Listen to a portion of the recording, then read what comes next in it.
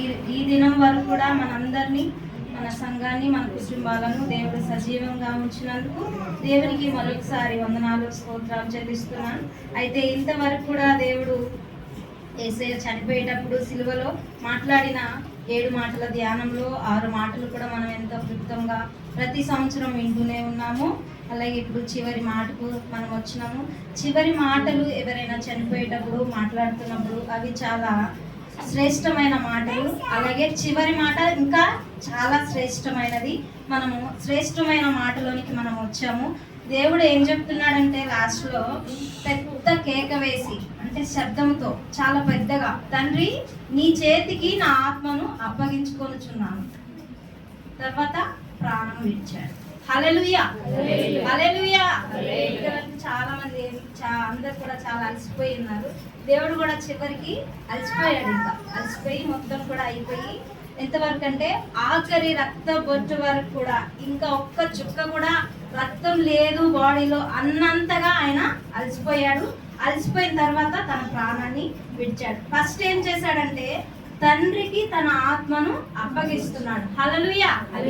First కూడా తండ్రితోనే సంబోధించి తండ్రికి చెప్తున్నాడు. అలాగే లాస్ట్ లో కూడా, లాస్ట్ మాట కూడా దేవుని తండ్రితోనే చెప్తున్నాడు. ఏమని అంటే నా ఆత్మను నీ చేతికి అప్పగిస్తున్నాను. హల్లెలూయా.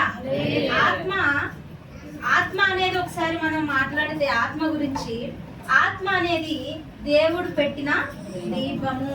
హల్లెలూయా. ఆ ఆత్మ ఎక్కడి నుంచి వచ్చింది? మనకి ఆత్మ అంటే ప్రాణంలో ఉంటుంది.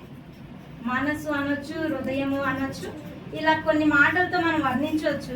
అయితే ఈ ఆత్మను దేవుడు మనకి పెట్టాడు కాబట్టి దేవునికే మనము ఇవ్వాలి ఆత్మను. హల్లెలూయా. అందుకనే దేవుడు చెప్తున్నాడు ఏమని అంటే తండ్రితో చెప్పుకుంటున్నాడు, దేవునికి చెప్పుకుంటున్నాడు, నా ఆత్మని నీకు అప్పగిస్తున్నాను. తర్వాత తన ప్రాణాన్ని కూడా విడిచాడు. అలా ఎందుకు చెప్తున్నాడు లాస్ట్ లో అంటే ఇంకా అది విజయోత్సవ మాట. ఇంకా లాస్ట్ కి ఇంకా నా పని అంతా అయిపోయింది అంటే మీరు అప్పగించిన పని ప్రతిదీ నేను భూలోకంలో ఉన్నప్పుడు మానవుల కొరకు మొత్తం సంపూర్ణం చేశాను. ఇంకా మొత్తం అయిపోయింది తండ్రి, నాన్న, ఇంకా నా పని అంతా అయిపోయింది. మీరు అప్పగించిన ప్రతి ఒక్క పని కూడా, ప్రతి ఒక్కటి కూడా నేను సంపూర్ణం చేశాను. ఇంకా నా ప్రాణము నీకు అప్పగించాను, నా ఆత్మను నీకు అప్పగించాను అని తన తండ్రితో చెప్తున్నాడు. అట్లనే దేవుడు కూడా భూలోకంలో మనకి ఒక పని అప్పగించాడు. మనల్ని దేవునికి మనకి సంబంధం తెగిపోయినప్పుడు దేవుడు ఆకాశానికి భూమికి మధ్యలో వేలాడుతూ దేవునికి తండ్రికి మనకి ఏం చేశాడు? మధ్యలో సంబంధాన్ని కలిపాడు. ఆ సంబంధాన్ని మనకి ఇచ్చాడు కాబట్టి ఆ సంబంధాన్ని మనం ఏం చేయాలి? పరిపూర్ణం చేసుకోవాలి. హల్లెలూయా. చివరి మాట కదా, ఇంకెంతసేపు అనుకుంటారేమో, నేను తొందరగానే ముగిస్తాను, కొంచెం యాక్టివ్గా అయినండి. ఈ మాటలో మనకి చాలా అర్థం ఉంటుంది. ఇది విజయోత్సవ కేక, విజయోత్సవ మాట. మనం కూడా ఏం చేయాలి? బ్రతికినంత కాలము మానవులది దినం ఎప్పుడు పోతుందో తెలియదు, మనం ఎప్పుడు మరణిస్తామో తెలియదు, ఏ గడియలో ఏం సంభవిస్తుందో మనకు తెలియదు. దేవునికి తెలుసు కాబట్టి చివరికి ఆయన చెప్పుకుంటున్నాడు తండ్రికి, నా ప్రాణం విడిశాను, నా ఆత్మ నీకు అప్పగించాను అని. అది మరి మనకు తెలుస్తుందా? మనం ఎప్పుడు మరణిస్తామో తెలియదు, ఎప్పుడు మరి మన జీవితం ముగిస్తుందో తెలియదు. కాబట్టి మానవులుగా మనం ఏం చేయాలి అంటే ప్రతిరోజు కూడా సంపూర్ణముగానే బ్రతకాలి. ప్రతిరోజు కూడా యాజ్ ఎ క్రిస్టియన్స్ గా మనం ఏం చేయాలంటే ఈ రోజు సంపూర్ణంగా నేను బ్రతికాను, ఈ రోజు దేవుడు వస్తే నేను ఖచ్చితంగా ఆయనకి నేను నా ఆత్మను అప్పగిస్తాను, నా ప్రాణాన్ని నేను విడుస్తాను అన్న కాన్ఫిడెంట్ మనకు ఉండాలి. అంతేనా కాదా? ఈ రోజు యేసయ్య వచ్చాడు అంటే మన ఆత్మను మనకు అప్పగించాలి. యేసయ్యకు ముందే తెలుసు కాబట్టి తన ప్రాణాన్ని తండ్రి చేతికి అప్పగించాడు. అయితే మనకు తెలియదు కదా, మన మానవులం కదా, ఎటువైపు నుంచి మనకి మరణం వస్తుందో మనకు తెలియదు కదా. కాబట్టి మనం ఏం చేయాలి? ప్రతి దినము కూడా దేవునికి దగ్గరగా దేవుడు అప్పగించిన పనిని మనము సంపూర్ణముగా చేయాలి. హల్లెలూయా. అయితే దేవుడు ఒక మాట అంటున్నాడు, నా ప్రాణాన్ని ఎవరు తీసుకోలేరు, నా అంతటా నేనే పెట్టాను, దాన్ని పెట్టగలను, నేను తీసుకోగలను. అవునా కదా? యేసయ్యని అంతగా హింసిస్తున్నప్పుడు, అంతగా దేవుని వారు బాధిస్తున్నప్పుడు, అవమానిస్తున్నప్పుడు, బాధిస్తున్నప్పుడు యేసయ్య ఒక్క మాట అనొచ్చు, తండ్రికి ఒక్క మాట చెప్పొచ్చు, యేసయ్య తండ్రి నేను భరించలేకపోతున్నాను, వీళ్ళను ఆఫ్ చేయి, లేకపోతే నేను ఇది తట్టుకోలేకపోతున్నాను ఇంత బాధ అని. కానీ యేసయ్య అలా అనలేదే. మనందరి కోసం ఏం చేశాడు?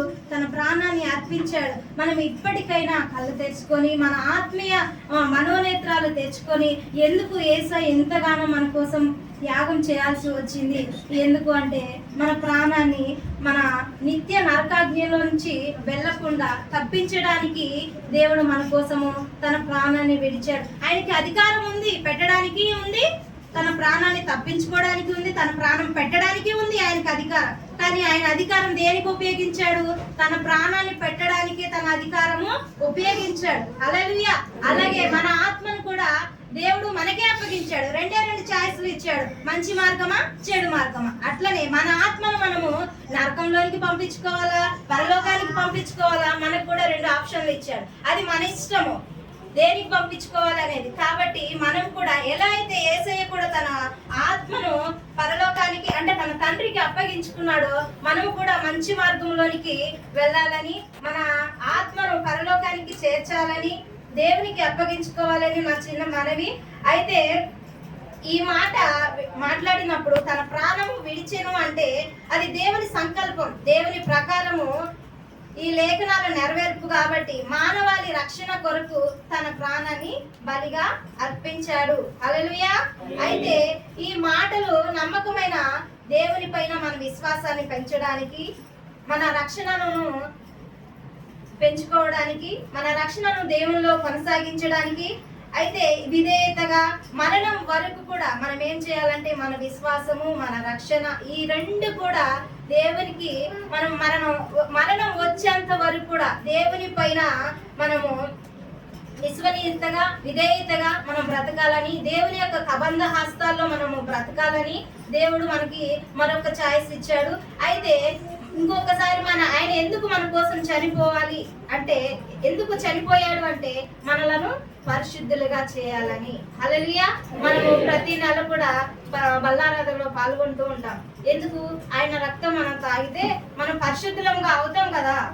అదే కదా మన అందరి నమ్మకము, విశ్వాసము కూడా అందుకే కదా యేసయ్య కూడా మన కోసము మరణించింది, తన ప్రాణాన్ని అర్పించింది, తన యొక్క రక్తాన్ని మనందరి కోసం కూడా దారపోసింది. అందుకనే కదా ఆ యొక్క రక్తములో మనం పరిశుద్ధులముగా అవ్వాలి అనే తన రక్తాన్ని మన కోసము దారపోసాడు. కాబట్టి మనం కూడా ఏం చేయాలంటే, నాకెందుకులే రక్షణ, మరి నాకెందుకులే మారు మనసు, నేను ఎప్పుడో పొందాను, చాలా సంవత్సరాలైంది, చాలా సంవత్సరాల నుంచి మందిరానికి వెళ్తున్నాను, చాలా సంవత్సరాల నుంచి నేను పాటలు పాడుతున్నాను, వాక్యం చదువుతాను, ప్రార్థన చేసుకుంటాను అంటే కాదు.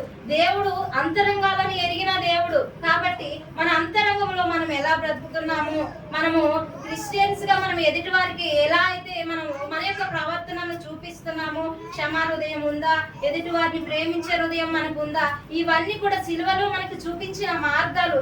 యేసు ప్రభు సిలువలో మనకి ఏ విధంగానైతే విధేయత ఇవన్నీ కూడా నేర్పించాడో మనం కూడా అదే విధంగా బ్రతుకుతున్నామా లేదా, దేవుడు మరణించి మనకి యొక్క మార్గాన్ని మనకి నేర్పించాడు. ఆ యొక్క మార్గంలో కూడా మనం అందరం ముందుకు వెళ్ళాలని నా యొక్క ప్రార్థన.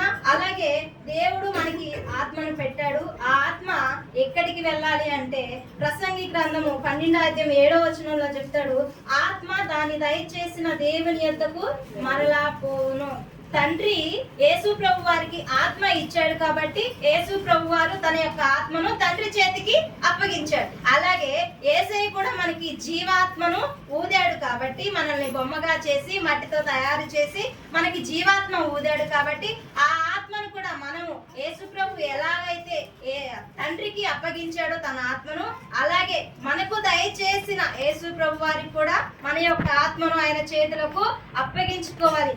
ఏ గడియ ఎలా ఉంటుందో తెలియదు కాబట్టి మనం ప్రతి దినము కూడా మన ఆత్మను అప్పగించుకున్న వారి లాగానే బ్రతకాలి. సంపూర్ణముగానే, పరిపూర్ణముగానే ప్రతిదినము కూడా పరిపూర్ణంగా, సంపూర్ణంగా బ్రతికినప్పుడే మనం క్రైస్తవులంగా మరణం అంటే భయం లేకుండా మనము బ్రతకగలము. అయితే పక్షి ఏ గూడు పక్షి ఆ గుడికే వెళ్తుంది అన్నట్టుగా మనం కూడా ఏం చేయాలంటే మన ఆత్మ యేసయ్య మనకి ధైర్యం కాబట్టి యేసయ్య ఇచ్చాడు, యేసయ్యనే మనకి జీవాత్మ ఊదాడు అని మనకి అర్థమైనప్పుడు మనకు అర్థమవుతుంది. ఎందుకంటే మనం క్రిస్టియన్స్ కాబట్టి అంత కాన్ఫిడెంట్ మనకు ఉన్నప్పుడు అంత కాన్ఫిడెంట్ గా మన యొక్క ఆత్మను యేసయ్యకు మనము అప్పగించాలి. హల్లెలూయా. దేవుడు ఇంతవరకు కూడా 7 మాటలు ఎంతో చక్కగా మరి మనందరికి వినిపించాడు. యేసయ్య కలువరి శిలువలో మన కోసం ప్రాణం విడిచాడు. ఎందుకు మనందరికి కూడా అర్థమైంది. ఆ యొక్క నిర్లక్ష్యం మనం చేయకుండా ఆ కలువరి రక్తములో ఇంకా మారు మనసు లేని మనందరం కూడా, పశ్చాత్తాప హృదయం లేని మనందరం కూడా ఇది ఒక్కటి గుర్తెరిగి ప్రతి దినము కూడా మారు మనసు పశ్చాత్తాపం కలిగి దేవునికి దగ్గరగా బ్రతుకుదాం. ఈ కొద్ది వాక్యం దేవుడు దీవించునుగాక. ఆమేన్.